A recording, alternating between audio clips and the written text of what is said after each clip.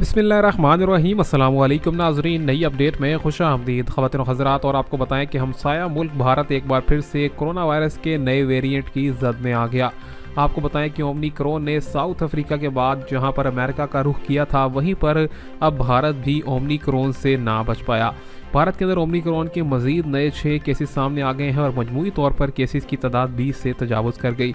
आपको बताएं कि इस चीज़ को देखते हुए यहाँ पर उनकी वजारत ने यह फैसला किया है कि दिल्ली के अंदर मुकम्मल तौर पर लॉकडाउन लगा दिया जाए और इसी के साथ साथ ओमिक्रॉन के जो ख़तरात हैं उन पर काबू पाने के लिए यहाँ पर अब दिल्ली में जुज़वी तौर पर लॉकडाउन लगाने का ऐलान कर दिया गया है। लॉकडाउन जो है वो 15 से 25 दिनों पर मुश्तमिल है और इसके लिए जो हतमी नोटिफिकेशन है वो भी जारी कर दिया जाएगा।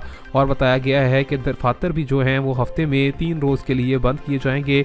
इससे कबल भी आपको बताएं कि मुंबई और दिल्ली में स्कूल बंद करने से मुतालिक ऐलान किया गया था।